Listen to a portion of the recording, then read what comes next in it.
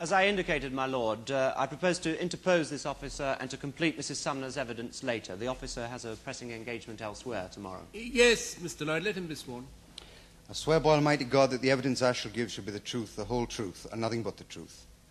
Sergeant Stanley Crossman, Fulchester Central Police Station, my lord. Sergeant, were you the officer in charge of this case and did you interview all the witnesses? Yes, sir. Sergeant, did you on Monday the 24th of September go to an address in Fulchester? May I consult me notebook, my lord? Mr. Golding, any objection? No, my lord, I've seen a copy. He may read from it if he wishes.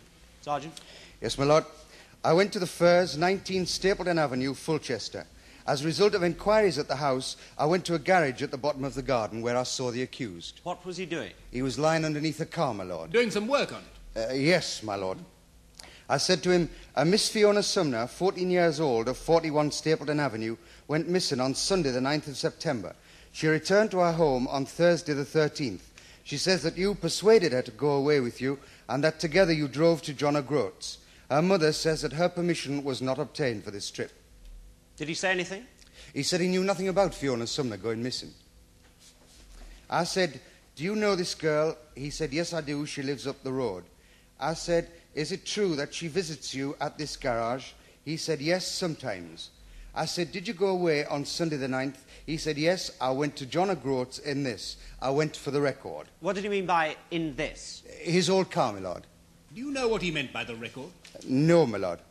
I gather from questions put to Mr. Gerard that it's some kind of Austin 7 speed record. No doubt we shall have that to explain to us later. Yes, Mr. Lloyd? Was there any other conversation? Yes, I said, did you go alone? He replied, yes, I did. Then what? Well, I asked if I could have a look at his car. I said it was very nice and must be worth a few bob, so he let me have a look over it. And did you see anything? Yes, I found a camera with a film in it. And did you take possession of it? I did, my lord. And did you have that film processed? I did, my lord. And may he be shown Exhibit 2? Are these the photographs developed from that film? They are, my lord. Of course, the photographs could have been taken anywhere and at any time. He said they were taken out Sheppingham way a few weekends previously, my lord. Yes, but did you specifically ask him whether he had in fact taken them between the 9th and the 13th of December on the way to or from Scotland? I did, but as I said, he denied this. Did you find anything else in the car? Yes, I found some tapes. Tapes? You mean from a tape recorder? Yes, my lord. Oh, dear. Did you ask the accused about them? I did, my lord. I said, what have you got on here? He said, the engine. The engine? Yes, my lord, he meant the sound of the engine. Why on earth should anyone want to make a tape recording of the sound of a motor car? That's what I said, my lord. He said, it's just for the record, happy memories. Yes, I suppose on reflection it's not so strange. After all, it is possible to buy a long playing record of the noise of a steam locomotive. Yes, please go on. What did you do? Well, I asked him when he'd recorded them, and he said he'd done it on his trip to Scotland. He said he'd made them on his trip to Scotland. Did you ask him anything else? Well, I asked if we could play them, and he said his machine was broken. So what did you do? Well, I took them away with me when I terminated the interview. So you didn't arrest him that day? No, my lord, that was the next day after I'd listened to the tapes. And you now produce the tapes? Yes, my lord. Mr. Golding, do you have any comment about these tapes? No, my lord, I have heard them. There is no dispute as to their authenticity. Oh, very well. Mr. Lloyd? Thank you, my lord. This will be Exhibit 3.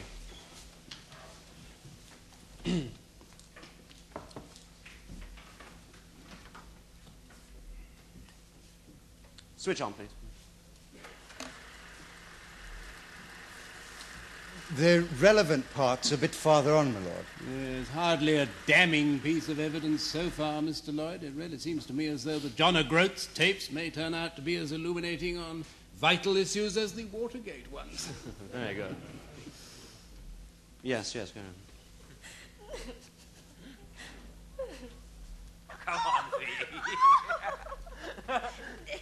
Hey, you haven't switched on already, have you, Fee? You're wasting the battery. Shall I crank it? All right, Fee, but mind it doesn't bite.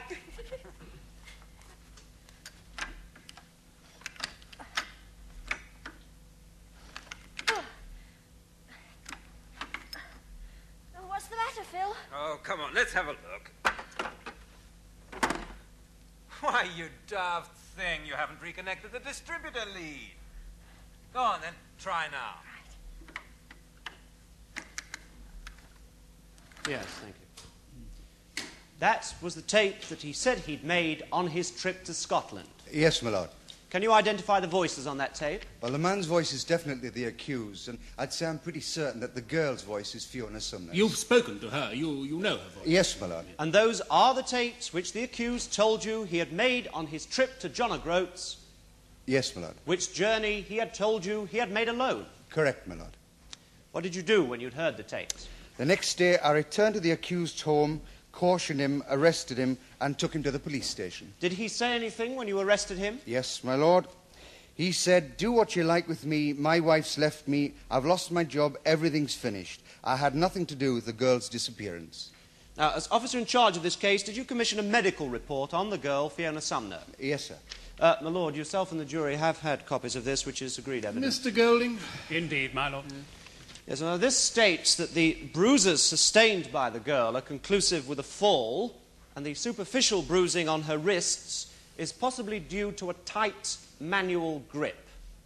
The examination shows that Fiona Sumner was not Virgo intacta, but found no signs of recent sexual activity or assault. Now, just to get the record straight, Sergeant, Fiona Sumner has not at any time suggested that she was in any way interfered with sexually. Quite right, sir. And the complete absence of sexual activity in this case has been borne out by a medical examination, has it not? Yes, sir. And it's right also, isn't it, Sergeant, that my client has never before been charged with, let alone convicted of, a criminal offence. Quite right, sir. Thank you, Sergeant. Does your lordship have any questions? No, you are released. Thank you, Sergeant. Thank you, my lord. I recall Mrs. Sumner. Sarah Sumner, please.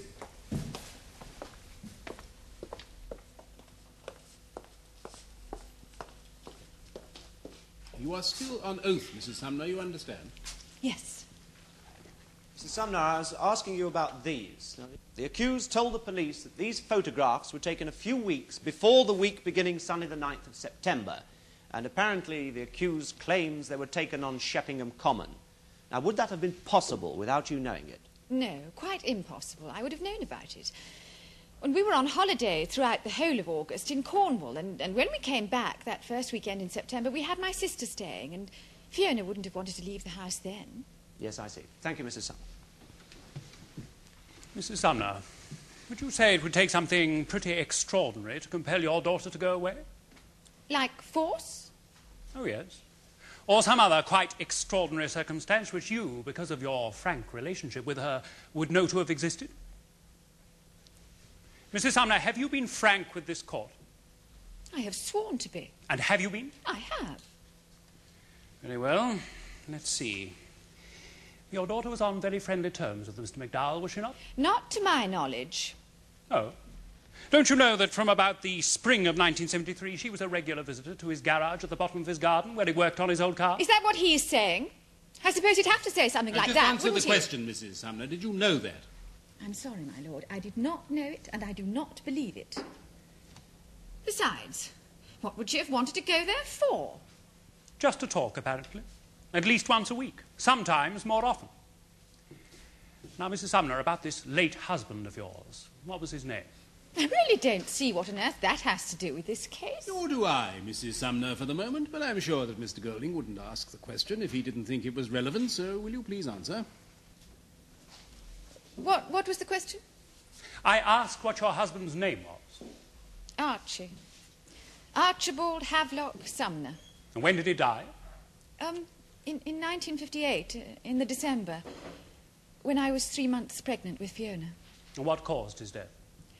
He was killed in a road accident. He was always a fast driver. His car turned over. Was it a happy marriage? It was very short. We were only married in the July of that year. Mr. Golding, when are we coming to the point? These questions are bound to be distressing, you know. My lord, I assure you I asked them on instructions which warrant them, as your lordship will see if you will bear with me. All right, go on. Mrs. Sumner, was it a happy marriage? Yes, it was. And you've brought Fiona up to believe that her father was dead? Believe? Well, yes, of course. I've already told you that he's dead.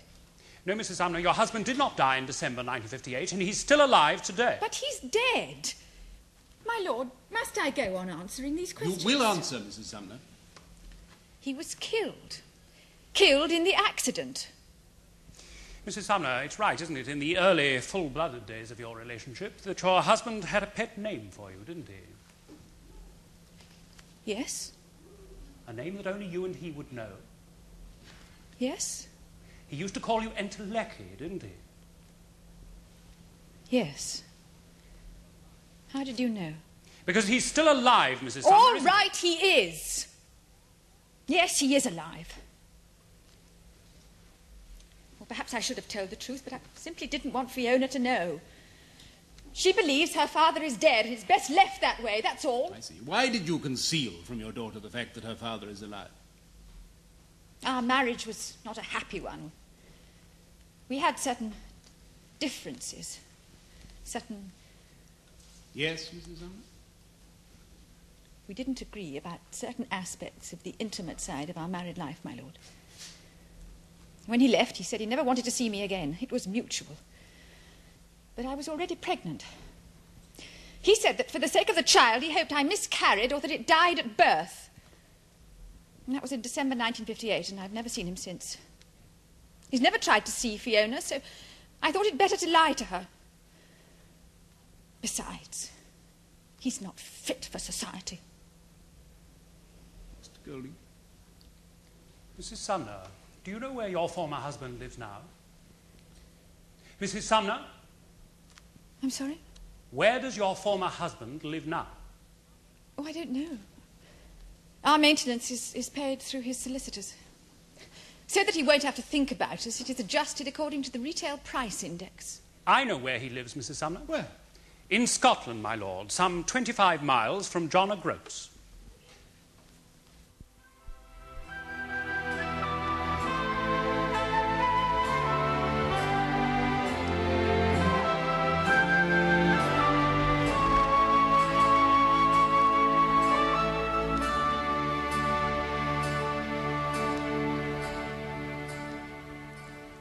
The case of the Queen against MacDowell will be resumed tomorrow in the Crown Court.